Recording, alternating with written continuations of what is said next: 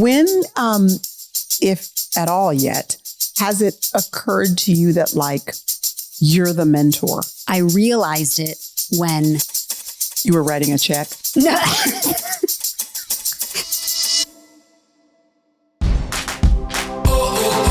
Life is like a roller coaster, but it is so much better when we go through it together. Welcome to the Candace Cameron Bure Podcast. We're here to share conversations about life's challenges, celebrations, and everything in between. Our Season 8 conversations are a deep dive into how our faith moves beyond belief with Priscilla Shirer. Come join us.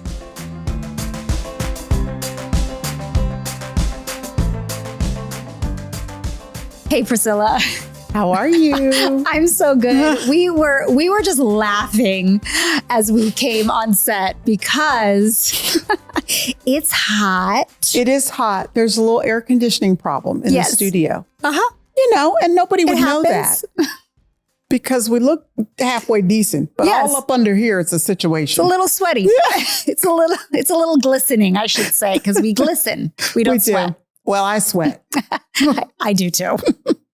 And I came into your office because I thought I saw there was a box of armpit shields, which are life-changing. They really are. Life-changing. Yeah, for people that sweat a lot or whatever. You could just stick them right there and soaks everything up. But I was just telling you this story that I just discovered armpit shields. I should have discovered it a longer time ago, but it was more recently than it should have been. And the reason why is because I was fine wearing panty liners. Like I never thought of using a panty liner. Before I knew armpit shields existed, I just took a panty liner and pulled off the back and there's adhesive. So I just stuck it right here and it was working great until one day I was speaking somewhere and I'm telling you, I was just speaking. And then out of the corner of my eye, I was like, what is this white thing that's peeking out from underneath whatever's And so everybody was going to notice the thing. Yeah. So I just stopped and I said, y'all, there's probably 3,000 women in there. I was like, y'all, one of my greatest fears in life is that I'm going to be making a grand gesture and a panty liner is going to smack one of y'all. That's so good. So I've just come to admit at this point that I was wearing panty liners in my underarms. I'm sure. Sorry, go ahead. I was going to say, and then like a couple weeks later in the mail from some anonymous woman whom I'm so grateful for that was there that day, I got a box of armpit shields. It was her way of saying, Priscilla, let me help you, girl. Let me help you. And it's been life-changing. That is so sweet. But I'm sure that every woman in that room was endeared to you at that moment for going like, yes. Oh, yeah. Yes, we do that too, or whatever. Just the reality of some of the things that we got to do. I think because we all have this tendency, I know I do, to see people from afar and our minds somehow build up that they're not like normal. Like, yes, they're superhuman. Yes, they're not like just do stupid things or awkward things or strange things or whatever. Yeah. And so then you can't get around it when you see a panty liner come out. No, you the can't. Sleeve. I too discovered those real fast because when I was asked the very first time to share my testimony, it was with a lot of women, probably again in, at least 1,000 or something like that. That's and a lot of people. It was a lot of people. And I think I wore a pretty blouse and it was so soaked by the time I left. Just the big armpit. Spot. Yeah. Yeah. And I was like, it was so embarrassing. And then you're like, what can I do? And then I started wearing blazers. Okay, anytime I'm going to speak, I'll wear a blazer. And one of the events, I sweated through my blazer. And it was it's awful. So I went online. I mean, I was stuffing tissues, tissues in my armpits. Yeah. All the time. It was like, you're about to go out on stage in 5 minutes. And I'd be like, can I please stop at a bathroom and just run in there, grab the stuff up. Anyway, I finally Googled and then found the armpit shields. Yes. And there's the disposable ones. They make cloth ones. They make all different shaped ones depending on what you're wearing. And you can pin the cloth ones in and then just throw them in the washing machine. We are talking about life-changing things. That this is going to change somebody's life. You needed to know today that there is a diaper for your underarm. That's what we came to tell you. Yes. They probably should make some for in our bra for under our boobs too. We're going off the rails. I need that one. Oh my goodness. All that to say, it's been a little warm in here, but we're having fun through it. Perfect. Yes. Yeah. You did the right thing. Look, you've got a nice sleeveless top. I put sleeveless on. Yeah. I had to change some of the outfits I was planning on because it's a little warm. Yeah, but we're doing good. Well, we've been talking about this journey of surrendering our whole lives to God and what that looks like and the process through which we go. And it's not something that just happens in a day. This is an ever evolving journey. Totally, we're growing. Right? Yeah. We're growing. So I was thinking about growing up. And I wanted to ask you, when did you feel like an adult for the first time, or you knew you were now an adult? Probably when I was around the 20-year-old time frame is where I felt adultish, because I think it had something to do with money. Like I was out of it. Same. And I realized, stuff costs money. Like I remember, being with friends and we were going to go out to eat. And it's kind of like, are we though? When you start calculating, right. This costs money. And do I actually want to spend the money I have on this one meal? And once you start sort of having to adult in that way, it occurs to you, this is where it doesn't feel quite as fun and liberating as you thought it was, because it comes with responsibility. Yeah. Like you got a budget. I know. Yeah. I know. My kids learned that lesson pretty early. Yeah. I too felt like that. Although because I was on Full House, I was making my own money. You were. And when I turned 18, I actually moved out of my parents' home and I had my own place. Okay. And I realized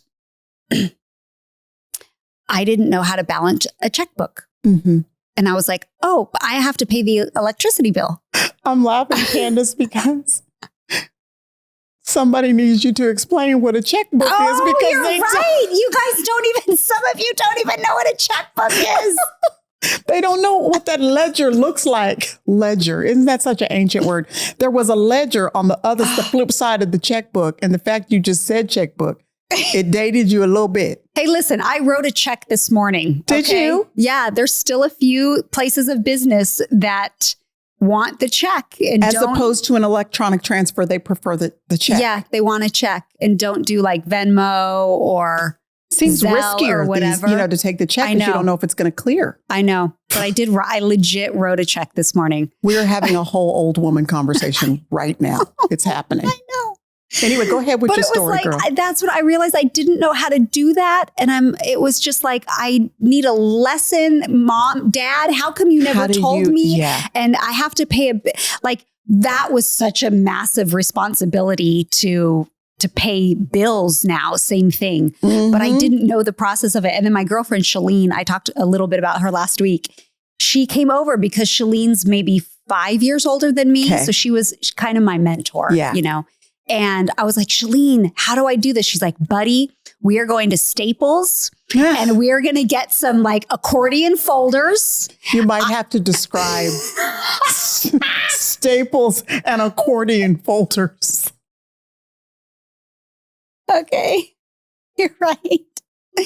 You're right. Okay. Sorry, we're back. Okay. Basically like file folders, guys.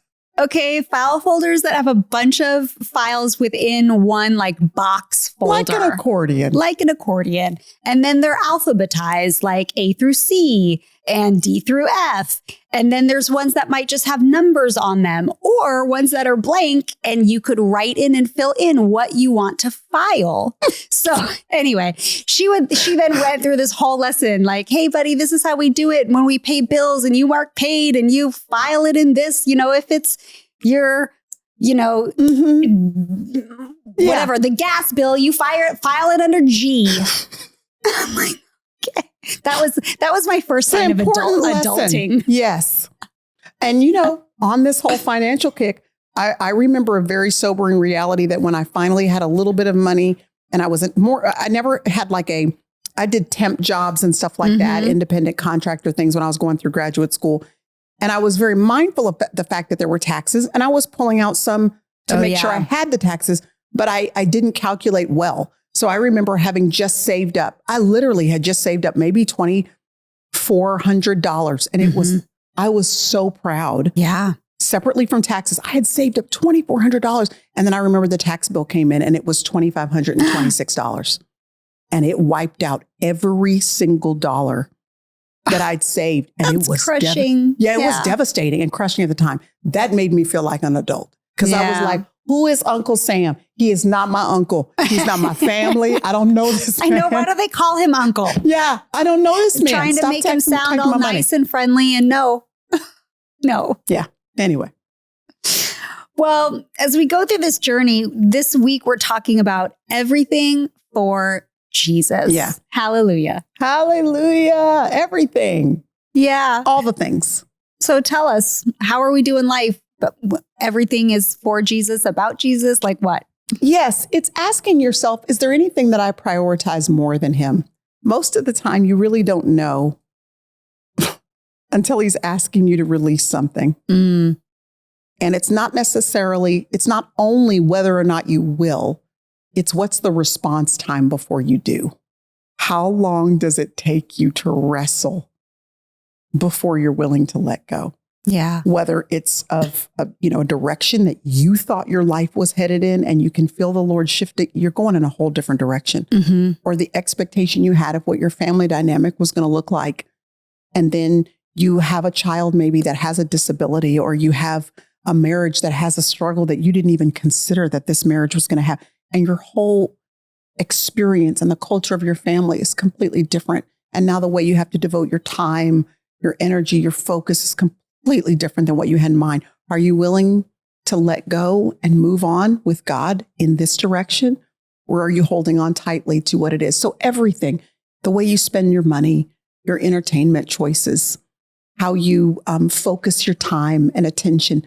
When the Lord is asking us to come with him on a journey that looks different than we expected, are we willing to go in obedience, or are we resistant to that? And for most of us, we're resistant. We're like, no, this is the way I want it. This is the way I'd like to have it. This is comfortable for me. Yeah. And so the response time, I know in my own life, I'm thinking of an area right now where the response time is too long to just say yes, Yeah. So surrender and discipleship, the clearest example of it really is in the scriptures where Jesus had these 12 men that were his disciples.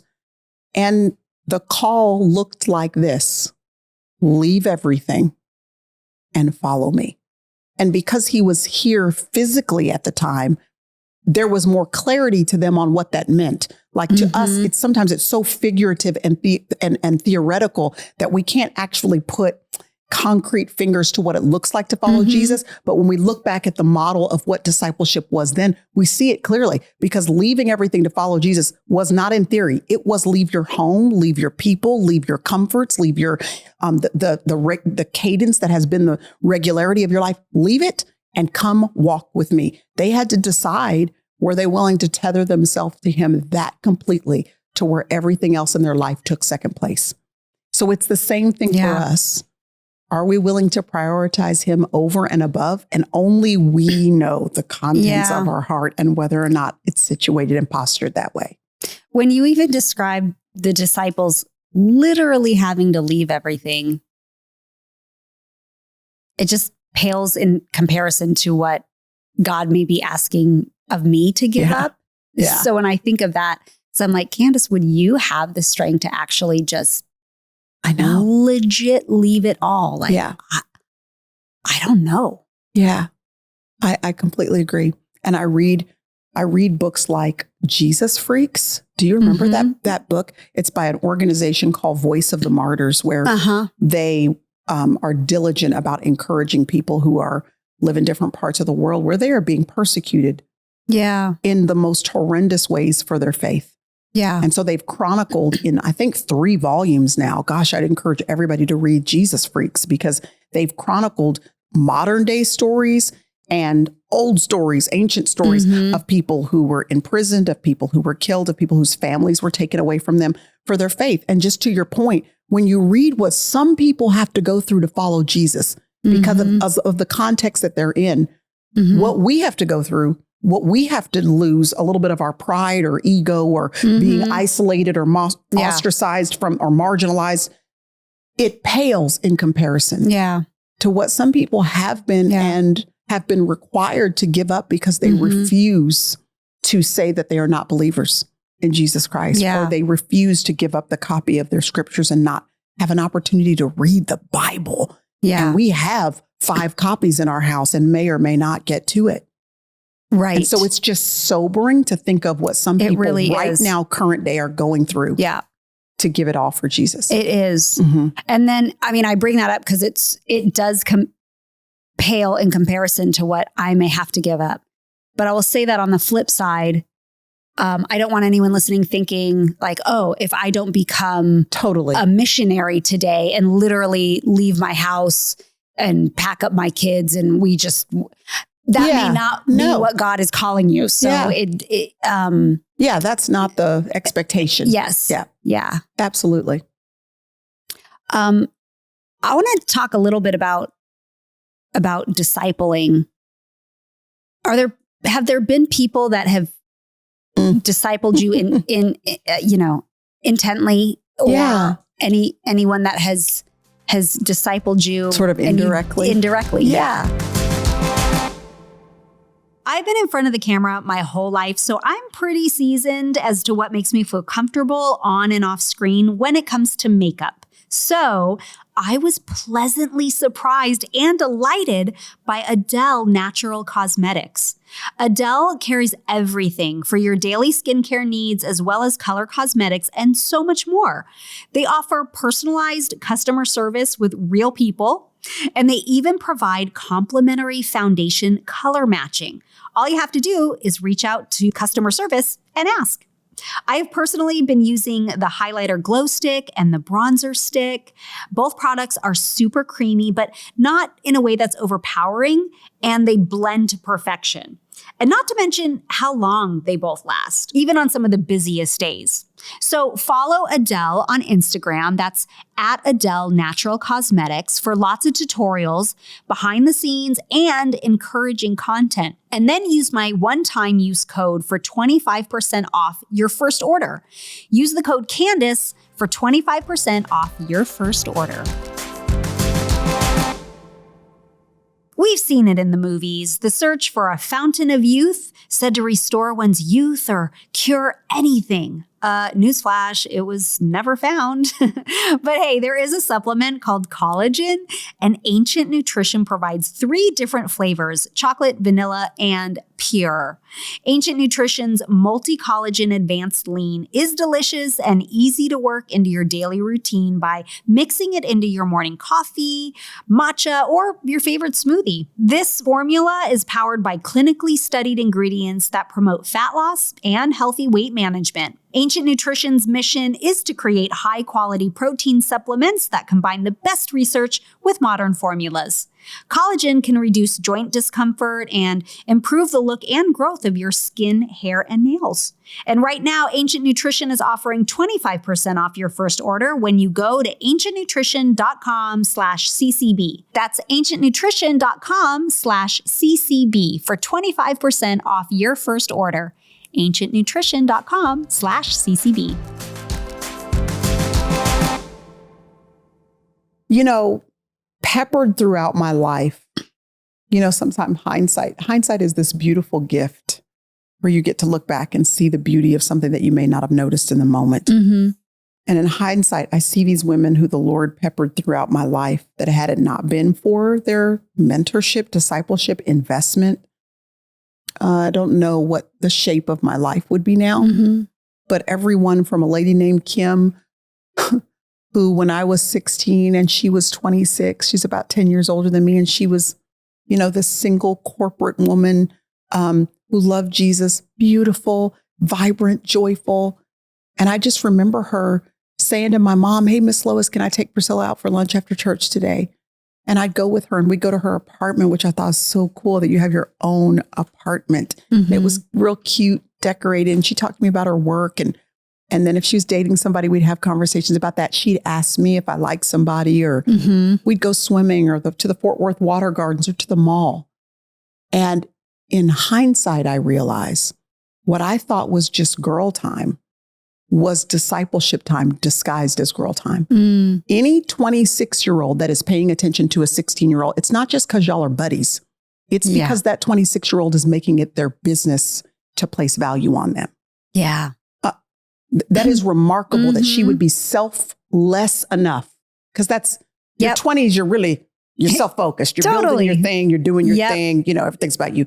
So for someone that age to say, come here, let me spend time with you. The value that places on that younger person. So for that woman, I've never forgotten that. I wrote her name down in I Surrender All. And I'm going to be sending her a copy and just highlighting that section to say thank you. Yeah. Thank you for investing in me when you were in your young 20s. So that's an example of a direct discipleship. Yeah. But there have been many indirect ones. You know, one of my favorite people on the planet who's like a big sister to me now is CeCe Winans. She's spectacular. Yes, she is. Not only because the girl can sing, but also because just kind and generous and humble. And she has integrity. Like she really loves Jesus. The first time I saw her reality, just saw her make decisions based on her priorities, was when I was about 14 years old. We went to a BB and CeCe Winans concert. My parents took me to one. It was in Dallas. And I was totally enamored. This is BB and CeCe Winans. This is when they was winning Grammys, right, singing with Whitney Houston on the, Oscars or whatever. And so to me, I was just like, wow, especially about both of them, but about her. And afterwards, the host at this particular church, somehow they decided to invite mom and dad over for dinner. There were other guests there, and BB and CeCe Winans were there. So I'm just tagging along. So I get to be with mom and dad while they're in this little small circle with BB and CeCe Winans. Yeah. So I'm just kind of sitting there. I'm 14. And I mean, that poor woman, I was just staring at her, Yeah, I'm just like, sure. Her kids were babies at the time. I say babies. They were young. Yeah. Toddlers. Yep. So they're kind of running around. She's sitting on the floor playing with them. And I don't know why this imprinted itself on me so deeply. But when it was time for the adults to eat, meaning they were going into the dining room, china, they had pulled out all the stops, as you do when you're hosting in your home like that. And someone came over to get her to tell her it was time to eat. And I just remember looking at her, look at her children, and then look up at the person and say, you know what? It's okay. I'm going to stay right here with my kids on the floor and eat.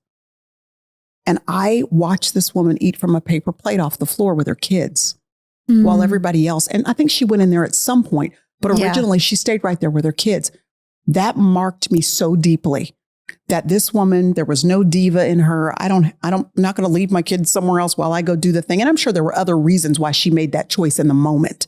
But I just know it marked me so much that fast forward more than a decade after we started having children, and the life that the Lord entrusted to us included so much travel and being around a lot of people, I never forgot that it's okay for me to choose my priorities when it comes to my family. And I have made so many decisions in the 22 years I've been raising kids now, where I've said no to the kosher thing to do in the moment. Yeah. Because I just decided, no, I think I'm just going to eat right here on the floor with my kids. And it's okay. It's okay. Y'all go ahead. I'm going to stay with my kids. That's because of an indirect moment of discipleship where I was just absorbing the choice of a woman who had her priorities straight. Never forgot it. What a beautiful example. Yeah. And I've gotten to tell her since then. Yeah, I got to witness really cool. And since then, I've gotten to tell her, thank you for mothering your kids. I saw it. Yeah. And it's informed my choices. Yeah. Yeah. I love that. I mean, there's so many women that have been influential in my life. And then there's just people that I've admired from afar that I would like to be more like. Not in a comparison kind of game, but just genuinely value examples and great examples. And, I don't know if you know personally Ann Voskamp. I have met her several times. Okay. Yes. And me too. Like Ann and I know each other, but we haven't really spent much time together, but we kind of like you and me in a way. It's like we've had some great moments together. Our paths cross. They cross. Mutual respect, all that. Conversations and all of that. But every time I have spent woman. With her, there is such a depth to her soul. One, because she's just been through so much in her life. Yeah. But there is like more empathy and compassion in that woman, like in her little pinky, than I probably have in my whole body. She is a deep well. That is for sure. Yes. And so I admire her so much. And I look at her and she is inspiring and inspiration in that way, because when you are talking to her or in her presence, she makes you feel like you are the only person on the planet. And she is like, she looks at you and she's like looking into your soul. Like her eyes are so intense when they're, And what a wonderful feeling. You walk away.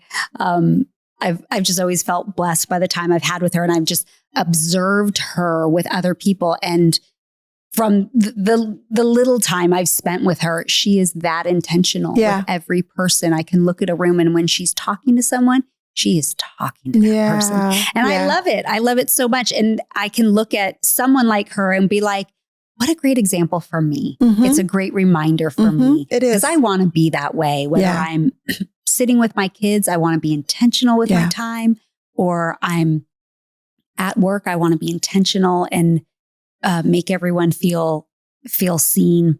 I love that. But she's a representation of Jesus in that way to me. Mm-hmm. That's spectacular. Yeah. I have a question for you. Yeah.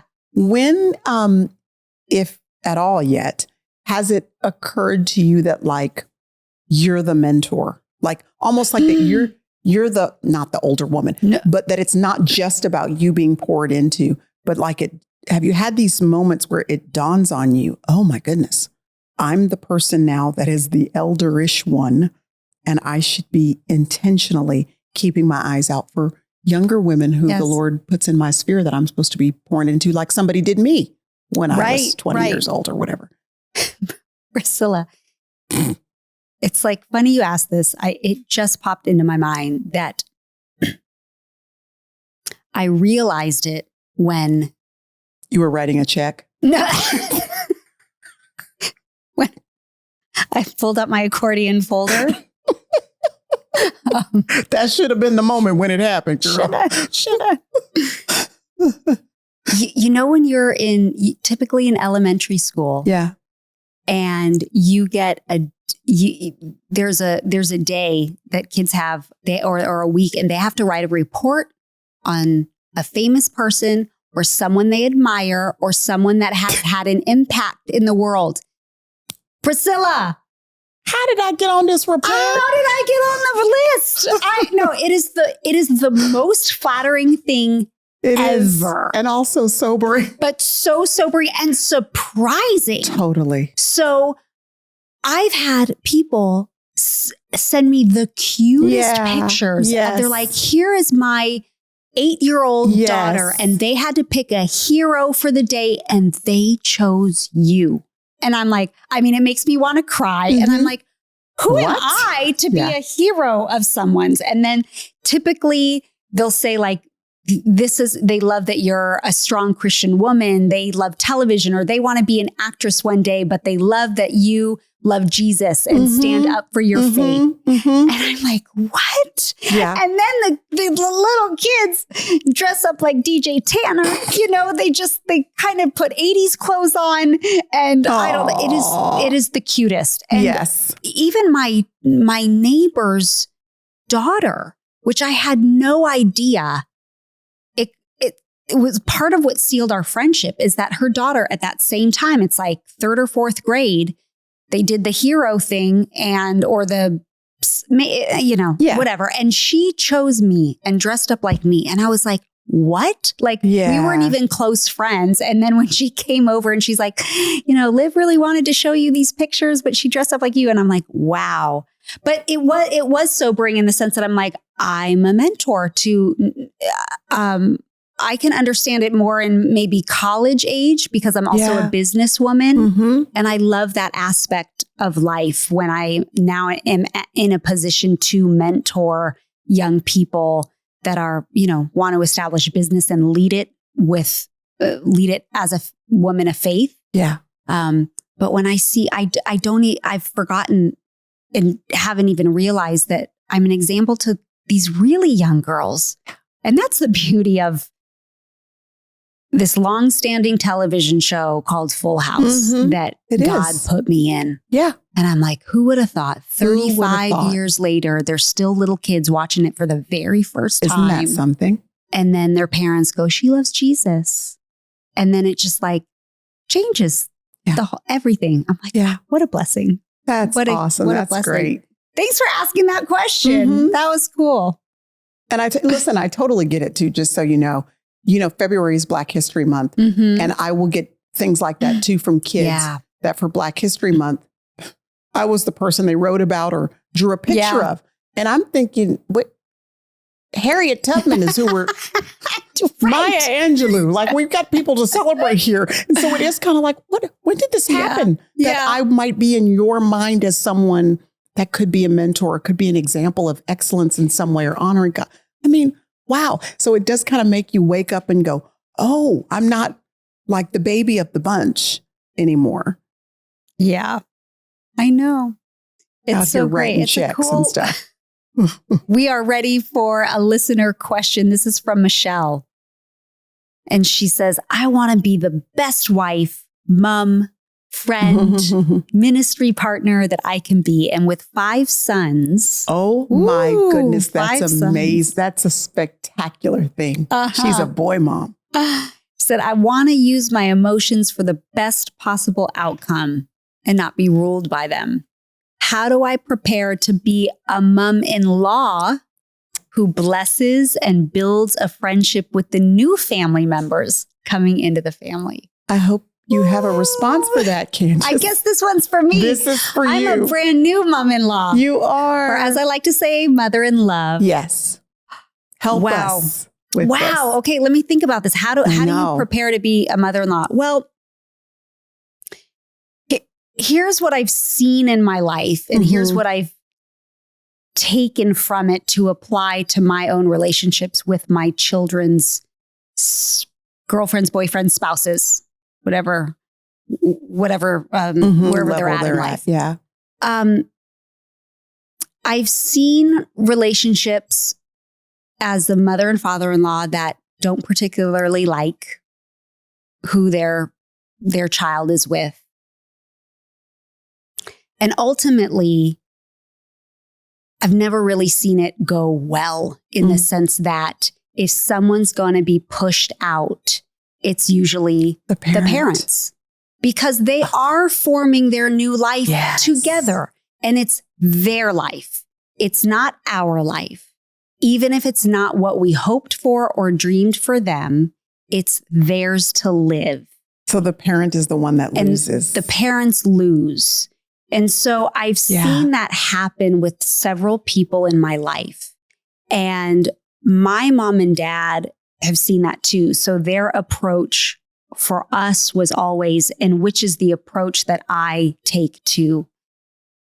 They always said to us, unless someone's hurting you or abusing you, we will always love and support who you are with because we love you and we want to be a part of your life.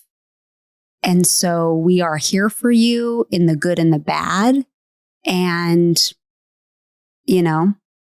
offer opinions, don't offer opinions, whatever that is. But that was always the take my parents had given us. And so I've told my kids the exact same thing. And, some of my kids are dating. I have one that's married. I'm so grateful that I love my daughter-in-law. It's a big deal. It really is. But I have told them over and over, and so is Val, we love you first. And if you love them, we will love them too. We will pray for them. We will pray for you as a family, as a couple. And I always want to be intentional and go in with the best of me and my ability to show them my love. And even when there are things that I'm disapproving of, and trust me, I am not perfect at this. But I freely say, I just had this conversation with Natasha actually. And I said, if you give me permission to speak into your life, I would love to continue to do that. She's 26 years old. Yeah. And she said, yes, Mom, I would like that because I value your opinion. And I said, well, I thank you. I said, but I always want to be a part of your life. When I speak truth in love into your life, if you do feel, or it comes off in a way that you feel I'm attacking you, or it's too aggressive, because I've been told by my kids I can get aggressive, then you just need to call me out and you need to say this. It's not just about hurting your feelings because you don't like what I'm saying, but if there's a tone that you are interpreting that I don't mean to have, I need you to tell me because my priority is my relationship with you. Yeah. And in that, I want to love whoever you guys all love. I hope that's helpful. That's great wisdom. I'm serious. That was great. Thank you. Thank you. And also thank you, Mr. and Mrs. Cameron, for such great an example, seriously, on how they've loved you guys and your spouses. Thank you. It's a big deal. I love my mom and dad. How many of y'all is it? How many kids? 4. There are 4 of you. Yeah, I'm the baby. And all of you are married? Yes, we're all married. Kirk is the oldest. I have 2 sisters, Bridget and Melissa. I'm the baby. And then between the 4 of us, there are 17 grandkids, and which is pretty great. And 1 great grandbaby. That's awesome. Yeah. That was great wisdom. Thank you.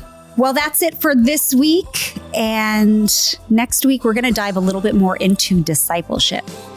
Remember that Priscilla and I made a free PDF download for you, and we're calling it a personal prayer guide. We hope it'll encourage you and affirm to pray for your family and grow deeper in your relationship with Jesus. Go to Candace.com to find a link. And there's also a link to her book, I Surrender All. Until next time, be grateful all day, every day. CandyRock Entertainment, all rights reserved.